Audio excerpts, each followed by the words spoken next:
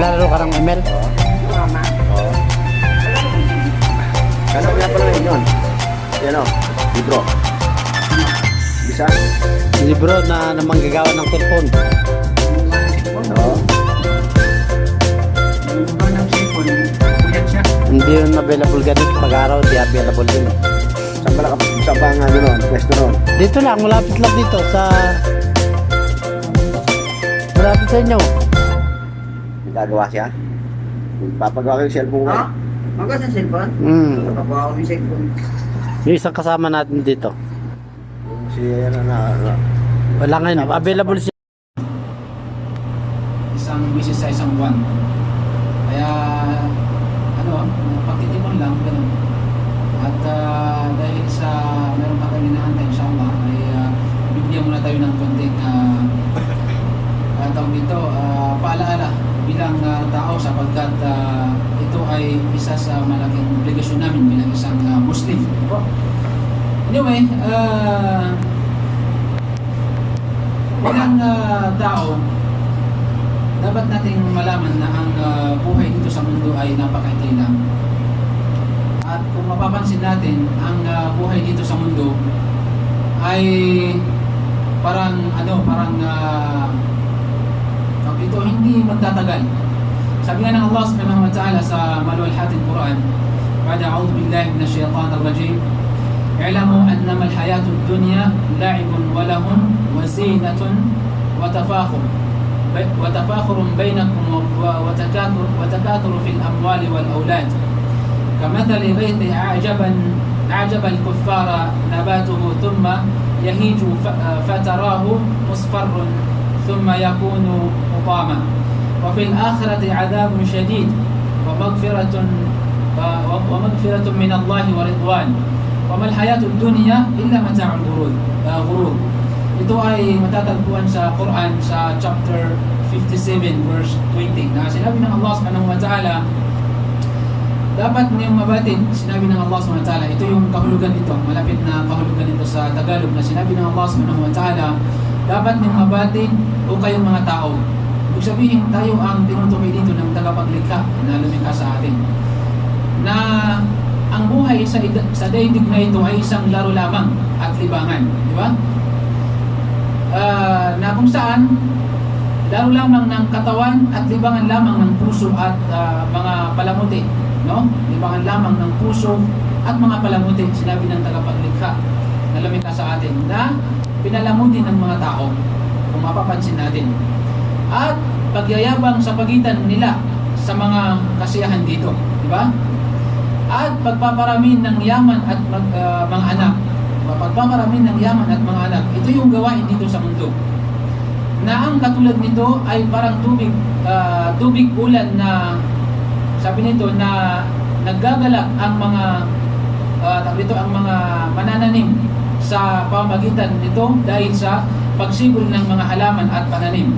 Pagkatapos, sabi nito, ay natutuyo na, nakikita ninyo na nagiging kulay dilaw. Pagkatapos nito, sabi nito, ay magiging luntihan, no? Pagkatapos, sabi nito, ay magiging tangay na tagito na lamang na tuyot yung ganitong pangyayari.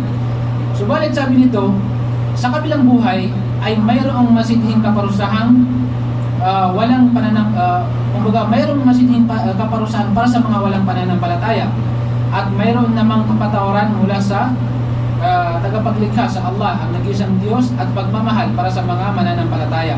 At ang isang panlilin lang na libangan lamang sa sinumang gumawa para rito, at makakalimutan din niya pagkatapos nito.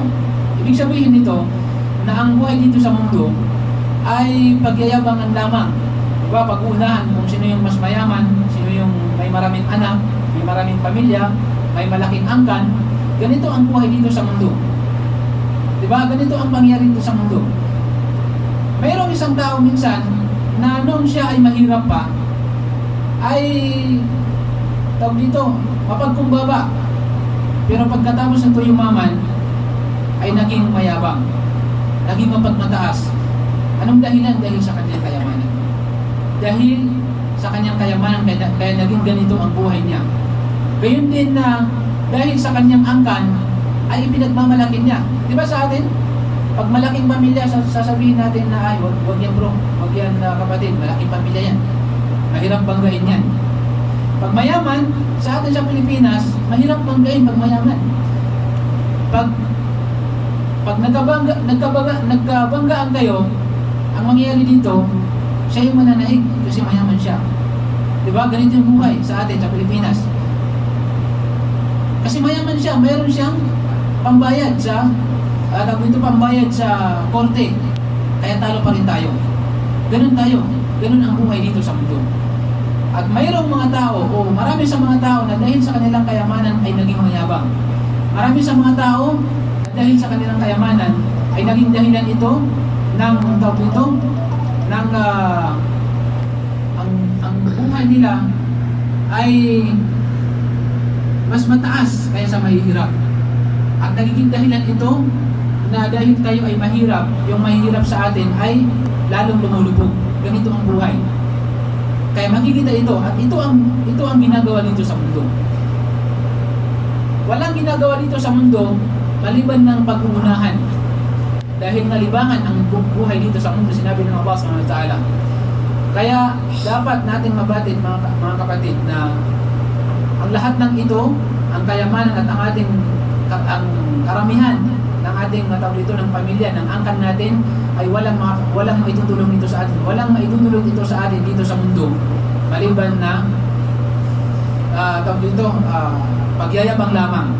Walang maitutulong ito maliban na masama para sa atin. Sapagkat dito sa mundo, sabi nga nila, ang mundong ito ay bilog. Minsan ikaw ay nasa taas, minsan naman ikaw ay nasa baba. Alalahanin natin na ang kayamanan ay kung hindi mo ito iiwan, ikaw ang iiwan nito. Tama? Kahit gaano pa tayo mayaman, kung hindi namatay ang tao na may-ari ng yaman na ito, ay iniwan siya ng kanyang kayamanan. Ganito ang nangyayari. Ganito ang nangyayari. Kaya sinabi ng Allah subhanahu wa ta'ala, ang tagapaglikha sa chapter 2 verse 281, sabi nito, "Wattaqu yawman turja'una fihi ila Allah, thumma tuwaffa kullu nafsin ma kasabat wa hum la yuzlamun." Sinabi ng Allah sa maluwalhating Quran, at inyong katakutan ang pagsapit ng takdang araw na kung saan kayong lahat ay ibabalik sa Allah, ibabalik sa nag-iisang Diyos. Sinabi niya, katakutan ito ang araw ng pagbabalik sa nag-iisang Diyos na lumikha sa atin. At pagkaraan, ang bawat tao ay babayaran sa anumang kanyang pinagsumikapan dito sa mundo. At sila ay hindi dadayain o gagawan ng kamalian. Ganito ang buhay natin sa mundo. Ibig sabihin na ito yung dapat nakatakutan natin. Huwag natin katakutan yung pagkahirap. Sapagkat, alalahanin natin, ang nag-isang Diyos na lumikha sa atin, sabi niya sa maluwalhating Quran, nilikha niya tayo, o bawat nilikha niya ay mayroon siyang sariling biyaya. Sabi ni Propeta Muhammad, ang walang sugo ng Allah, katulad ng ibon. Ang ibon, pag siya ay umalis, walang laman yung tiyan. Diba? Lumipad siya, naghanap siya ng pagkain. At pagdating niya sa bahay, sa kanyang pugad, ay mayroon na siyang, busog siya, at mayroon pa siyang baon para sa kanyang mga anak. Kung itong ibon na ito ay binigyan ng Allah, ng nag-isang Diyos, ng biyaya, binibigyan niya ng biyaya, mayroon siyang sariling biyaya, ano pa kaya tayong mga tao? Ibig sabihin, huwag natin katakutan ang kahirapan. Sapagkat ang kahirapan, ang lumikha sa atin, ay nilikha niya tayo na mayroong biyaya. Pero ang biyaya ng tagapaglikha para sa kanyang mga nilikha, lalo na sa ating mga tao, minsan ay sakto lang, minsan naman ay mas marami. Yun yung magkakaiba natin. Ito ay nakatakda na para sa atin. Minsan, sakto lang, yung nakakakain ka lang, minsan naman ay yung wala. Paano nakakakain yun? Paano hindi namamatay yung mga nakatira sa gilid ng kalsada? Diba? Yung mga tambay, walang trabaho. Paano sila nakakakain? Dahil ang Allah na lumikha sa atin, ang nag-isang Diyos, ay hindi na sila pinababayaan. Ibig sabihin ng Allah, ang nag-isang Diyos na lumikha sa atin, sakop nito ang mga biyaya niya ay sakop lahat nito ng kanyang nilikha. Lahat ng kanyang nilikha, Musliman sila o hindi, sakop ito sa biyaya ng Allah SWT. Binibiyayaan sila ng Allah sapagkat bago sila likhain ng Allah, mayroong nakatakdang biyaya para sa kanila. Kaya huwag natin ito katakutan. Ang katakutan natin, sinabi ng Allah, ay ang araw ng pagbabalik natin sa Kanya. Kaya nga lang, hindi natin alam kung kailan yun. Alalahanin natin na ang pagkamatay ng isang tao ay hindi ito palatandaan ng kanyang pagpapahinga, ng kanyang pamamahinga. Kasi ang katunayan, ang pagkamatay ng isang tao, ito ay simula ng paglilitis para sa kanya. Ito ang simula ng tunay na buhay niya, ang buhay na walang hanggan. Kasi ang buhay dito sa mundo ay hindi mananatili. Sabi ng Allah SWT, kullu nafsin dha'iqatul maut, lahat ng may buhay ay mamamatay. At ang hindi lamang kapag namatay ang lahat ng tao at bubuhay sila muli ng Allah SWT sa kabilang buhay, yun ang buhay na walang hanggan. Yun ang dapat napaganda natin, sinabi ng Allah, yun yung pagbabalik sa Kanya. Hussein, iftahil bab. Kaya, ibig sabihin nito mga kapatid, mga kababayan, sa pananampalataya, tunay na ang buhay dito sa mundo ay napakaraming pagsubok mula sa nag-isang Diyos na lumikha sa atin. At kabilang na dito, ang mga malalaking pagsubok ng Allah SWT ay ang mahulog tayo sa bitag ni Shaytan o ni Satanas. At kabilang sa kanyang bitag ay ang kinahumalingan ng mga tao. Ito yung kabilang sa kanyang bitag, ang kinahumalingan ng mga tao, at ito ang kayamanan. Subhanallah. Kaya dapat natin itong pagmuni-munihan bilang isang tao, kasi hindi natin alam kung kailan ito darating sa atin. At minsan, pag imaman nga tayo, ay nagiging pagsubok ito sa atin. Ang alam natin na ang kayamanan ay mananatili para sa atin, pero ang katunayan, sinabi ng nag-iisang Diyos, ito ay isang pagsubok sa atin. Kaya gayon din na sinabi ng tagapaglikha sa Quran sa chapter 65 verse 64 verse 14 hanggang 15, sabi nito, ya ayyuhalladhina amanu inna min azwajikum wa auladikum aduwwun lakum fa'ahdharuhum wa in ta'fu wa tasfahu wa taghfiru fa inna Allaha ghafurur rahim. Sinabi ng tagapaglikha na lumikha sa atin, o kayong mga naniniwala sa Allah, ito naman ay mensahe para sa mga naniniwala sa Allah, sumasampalataya sa nag-isang Diyos. Sabi nito, o kayong mga sumasampalataya sa nag-isang Diyos at naniniwala sa kanyang mga sugo, katotohanan, sabi ng tagapaglikha, mayroon sa inyong mga asawa, sa inyong mga anak, ang kalaban nyo. Ito ay para sa mga Muslim. Mayroon sa inyong mga asawa at inyong mga anak ang kalaban nyo. Di ba? Asawa natin mismo yun, anak natin yun. At mayroon sa kanila, sinabi ng Allah na kalaban natin. Paano natin naging kalaban ito? Sabi ng Allah, na kung saan sabi ng Allah, pinipigilan kayo mula sa daan ng Allah subhanahu wa ta'ala. At hinaharangan kayo sa pagsunod sa Kanya. Na kung kaya, maging maingat kayo sa kanila at huwag ninyo silang sundin.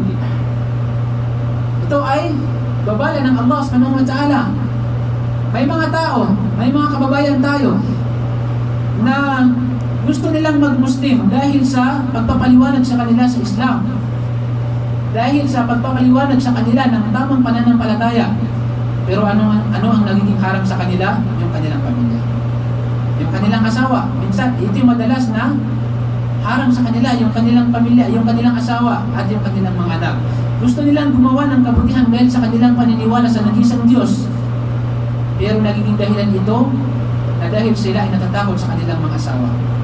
Kaya anong payo ng Allah subhanahu wa ta'ala?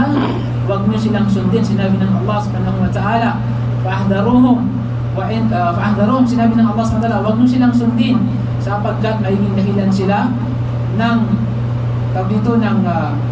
kasiraan ng isang tao. Gayon din sa mga kamusliman na nagiging dahilan ito na naharangan ang kanilang paggawa ng kabutihan para sa Allah, para sila ay gumawa ng kabutihan, ay nagiging dahilan ang kanilang mga anak, nagiging dahilan ng kanilang mga asawa, ang kanilang asawa, para hindi gumawa ng kabutihan. Sabi ng Allah subhanahu wa ta'ala, innama amwalukum wa auladukum fitnatun wallahu 'indahu ajrun 'azim. Sinabi ng Allah, ang inyong mga yaman, sinabi ng Allah, ang inyong mga yaman, amwalukum, katunayan sinabi ng Allah, ang inyong mga yaman, kayamanan, wa auladukum, at ang inyong mga anak, fitna, sinabi ng Allah, ay walang iba kundi ito ay pagsubok lamang sa inyo, sinabi ng Allah. Ang inyong mga kayamanan, ang inyong mga anak, walang iba, sinabi ng tagapaglikha na lumikha sa atin lahat, kundi ito ay isang pagsubok lamang sa inyo. Samantala, sabi nito, na sa Allah ang dakilang gantimpala sa sinumang pinili niya ang pagsunod sa Kanya kaysa sa pagsunod sa iba, at tinupad niya ang karapatan ng Allah sa Kanyang kayamanan. Nangangahulugan na gagantimpalaan ng Allah subhanahu wa ta'ala ang sinumang tunay na sumunod sa lumikha sa Kanya, sa nag-isang Diyos. At gayon din, nagagantimpalaan ng Allah subhanahu wa ta'ala ang naging masinop sa Kanyang kayamanan. Naging mayaman siya at ginamit niya ito sa kabutihan. Ginamit niya ito sa landas ng Allah subhanahu wa ta'ala. Sila yung mga taong magtatagumpay. Subhanallah. Kaya ito ay kaingatan natin mga kapatid, mga kababayan, sapagkat kabilang ito sa pagkakaakala ng mga tao na ang yaman nila ay magiging dahilan ito ng kanilang karangyaan dito sa mundo. Magiging dahilan ito ng kanilang tagumpay dito sa mundo. Pero hindi natin alam na ang kayamanan pala natin, ang ating mga anak, ang ating pamilya, ay kabilang ito sa pagsubok sa atin ng tagapaglikha. Maaaring ito ay maging dahilan para tayo ay mapabuti, maaaring ito ay dahilan para tayo ay mapasama. Ito yung kayamanan, tama po ba? Iyon din yung ating pamilya. Maaaring naging dahilan. Ilan sa mga tao, noong sila ay binata pa, sila ay dalaga pa, mabuting tao sila. Pero nung sila ay nagkaroon ng pamilya, naging masama sila. Napalayo sila sa Allah subhanahu wa ta'ala, at ito ay tunay na nangyayari. Lalo na sa mga kamusliman. Noong wala silang asawa, sila ay gumagawa ng mga sunnah ng mahal na propeta. Kumpleto nila ang mga sunnah ng propeta Muhammad sallallahu alaihi wasallam, ang huling sugo ng Allah. Pero pagkatapos nilang mag-asawa, ay naging pagsubok ito sa kanila. Naiwan nila ang mga sunnah ng mahal na propeta. Naiwan nila ang mga malalaking gantimpala mula sa Allah. Mga gawain nila, nagagantimpala sila ng Allah nang walang hanggang gantimpala. Iniwan nila ito at naging dahilan ito ng kanilang kayamanan at ng kanilang pamilya. Subhanallah. Kaya sinabi ng Allah subhanahu wa ta'ala sa chapter 18 verse 46, sabi nito, Al-malu wal-banuna zinatul hayatid dunya wal-baqiyatus salihatu khairun 'inda rabbika thawaban wa khairun amala.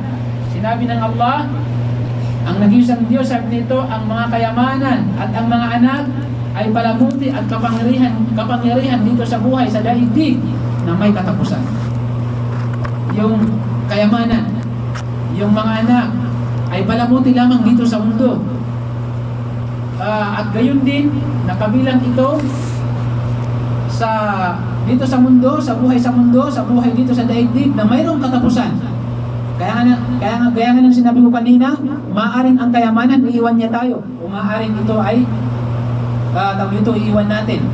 Kaya nga lang, ang problema rito, pag iniwan natin ang kayamanan natin, mayroon ba itong halimbawa? Kapag namatay ang isang tao, ililibig mo sa kanya yung kanyang kayamanan? Hindi, di ba? Hindi. Kaya ano ang naging dahilan ng pagpapakahirap natin upang tayo ay mag-ipon ng kayamanan? Kung sa oras na tayo ay namatay, ay hindi naman ililibig sa atin ng anumang katiting ng ating kayamanan. Kaya ito ay napakahirap para sa atin, mga kababayan, mga kapatid kong mga Muslim. Gayon din na sinabi ng Allah subhanahu wa ta'ala, sabi nito na ang pinakamainam para sa mga kamusliman ay subalit sabi nito, ang mga mabubuting gawa, lalong-lalo na ang pagluluwalhati sa Allah, ang pagpupuri sa Kanya, pagdadakila at pagsasaksi sa kaisahan ng nag-isang Diyos, ang pinakamabuting gantimpala mula sa inyong Panginoon, mula sa inyong Rabb. Sinabi ng tagapaglikha na kung saan, sabi nito, kaysa sa inyong kayamanan. Ibig sabihin, yung paggunita sa Kanya, paniniwala sa Kanya, pagsunod sa Kanya, at pagluwalhati sa Kanya, pagpuri sa Kanya, pagdakila sa Kanya, sa nag-isang Diyos, ito ang pinakamainam sa inyo kaya sa inyong kayamanan. At mga at sa inyong mga anak, sinabi ng tagapaglikha.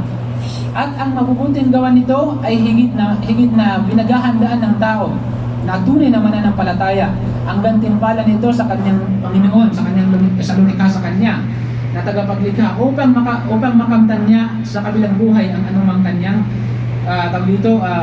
inasang sa daigdig. Ibig sabihin nito na anumang ginawa natin na kabutihan dito sa mundo, na ginawa natin ito para sa kabilang buhay, ito ang tunay na makakamtan natin sa kabilang buhay.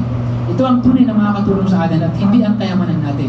Kasi kapag namatay tayo, hindi tatanong sa atin sa kabilang buhay, sa araw ng paglilitis, kung gaano tayo kayaman, kung ano yung natapos natin, kung ano yung kursong natapos natin. Bagkos ang itatanong sa atin kung ano yung ginawa natin kabutihan. Sabi ng tagapaglikha, Inna ja'alna ma 'ala al-ardi zinatan laha linabluwahum ayyuhum ahsanu 'amala. Na sinabi niya, katiyakan sinabi niya na ginawa namin sa ibabaw ng kalupaan ang mga nilikha bilang palamuti at kapakipakinabang sa mga naninirahan dito upang subukan namin sila.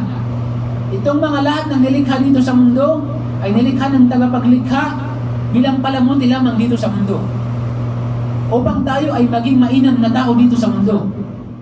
Pero sabi nito na nilikha niya ito bilang isang bilang isang pagsubok lamang sa atin. Bilang isang pagsubok lamang sa atin, sinabi nito.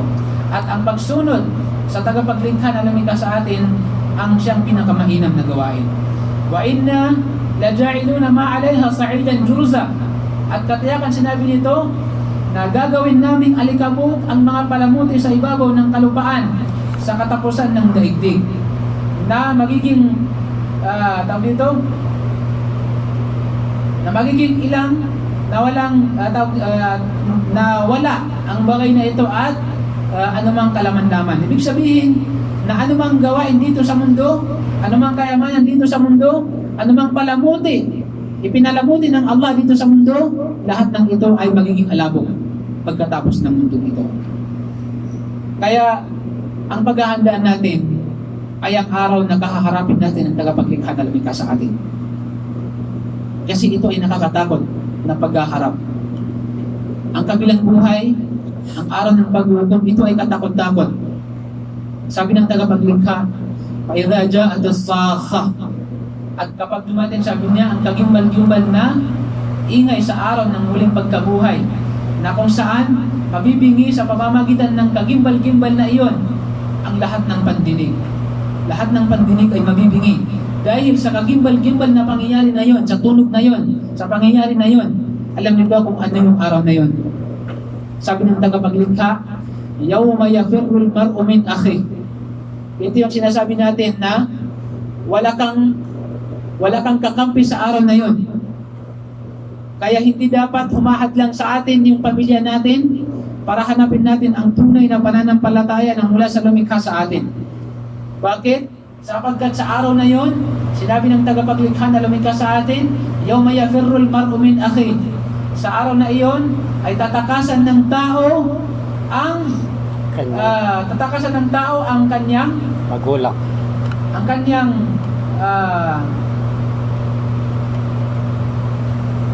tatakasan ng tao ang kanyang kapatid. Tatakasan ng tao ang kanyang kapatid. Yawma yafirrul mar'u min akhi. Tatakasan ng tao ang kanyang kapatid. Wa ummihi wa abi. Sabi nito, ang kanyang ina at ang kanyang ama. Sa araw na yon, araw ng paghukom, araw ng paglilitis. Wa sahibatihi wa bani. At ang kanyang asawa at ang kanyang mga anak. Tatakasan nito, itong taong ito. Likulli imri'in minhum yawma idhin sya'nun yughni. Bawat isa sa kanila sa araw na iyon ay sarili lamang niya ang kanyang pagtutuunan ng pansin at wala siyang pakialam sa iba. Subhanallah. Sa araw na iyon, walang pakialam sa iba ang bawat isa. Ang kanyang anak, asawa, ina, ama, mga pamilya, wala siyang pakialam sa lahat ng ito. Bakit? Dahil sa kanyang pagkadinig sa araw ng kagimbal-gimbal na iyon.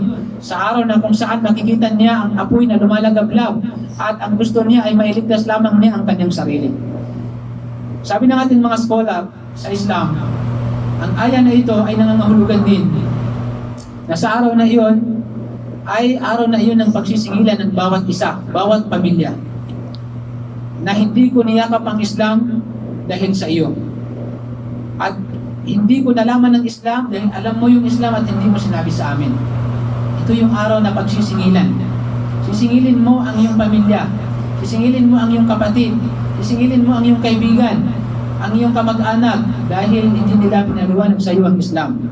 Dahil hindi mo sinabi sa kanila ang Islam. Kaya mga kapatid at mga kababayan, ito yung katakutan natin bilang isang tao. At sana ay naging malinaw sa atin ang mensahe na ito mula sa tagapaglikha na lumikha sa atin. Alalahanin natin na dito sa mundo, anumang yaman natin ay hindi ito makakatulong sa atin. Maaaring makakatulong lamang sa atin dito sa mundo. At makakatulong lamang sa atin ang kinikita natin yaman kung ito ay gagamitin natin sa kabutihan, sa pamamaraan na itinuro ng ating mahal na propeta na si Muhammad sallallahu alaihi wasallam. Kung ito ay gagamitin natin sa tama, at gayon din na makakatulong lamang sa atin ang pamilya natin, kung sila ay tutulungan tayo sa ating pananampalataya. Ito ang tunay na yaman dito sa mundo. At ang pinakamabuting gawain para sa lumikha sa atin, ang tunay na ipon at baon natin sa kabilang buhay. Sa araw na siyang atin kakaharapin ang lumikha sa atin. Sana po ay naging malinaw ito sa atin. Barakallahu fikum. Hinihiling natin sa tagapaglikha na patawarin tayo sa ating pagkakasala. At alalahanin natin na ang mensahe ng Islam ay walang iba kundi ang sumamba lamang sa nag-isang Diyos na lumikha sa atin. At ito ang tunay na mensahe ng mga propeta. Kabilang dito si Jesucristo, sinabi ng tagapaglikha na lumikha sa atin lahat, sabi nito, "Walaqad ba'athna fi kulli ummatin rasulan an ya'budu Allah wa yajtanibu at-taghut." Sabi nito, tunay na kami ay pumili sa bawat henerasyon ng sugo. Sa bawat henerasyon, sinabi ng tagapaglikha, ay pumili siya ng sugo para sa atin, na sila ay naghihikayat an ya'budullah, ng pagsamba sa nag-isang Diyos, wajtanibu at-taghut, at iwaksi o itapon ang lahat ng sinasamba bukod sa lumikha sa atin. Iwasan ang mga sinasamba katulad ng mga rebulto, mga imahe, o anumang klaseng sinasamba, mga anghel, mga propeta, mga mabubuting tao, lahat ng ito ay itatakwin at sambahin namang ang nag-isang Diyos na lumikha sa atin. Ito ang tunay na mensahe ng mga sugo ng Allah, ng mga propeta ng Allah, mula sa kanyang propeta na si Propeta Noah hanggang sa huling sugo niya na si Propeta Muhammad sallallahu alaihi wasallam, at kabilang sa kanyang mga sugo si Jesucristo na siya ay isang magiting at masigasig na sugo ng Allah subhanahu wa ta'ala, propeta ng Allah na anak ni Maria, at siya ay hindi anak ng Diyos, bagkus siya ay anak lamang ni Maria, at nalikha siya ng katulad ng pagkakalikha kay Adan. Nilikha siya na walang tatay, at ganoon din na nilikha si Adan na walang tatay at nanay, at ganito rin ang pagkakalikha kay Jesus. Sapagkat ang Allah na lumikha sa atin, ang nag-isang Diyos, kapag siya ililikha ng anumang bagay, sasabihin lamang niya, kun fayakun, mangyari, at ito ay mangyayari. At ganito lumilikha, o ganito lumikha ang Allah na lumikha sa atin lahat. Barakallahu fikum. Assalamualaikum warahmatullahi wabarakatuh. Waalaikumsalam warahmatullahi wabarakatuh.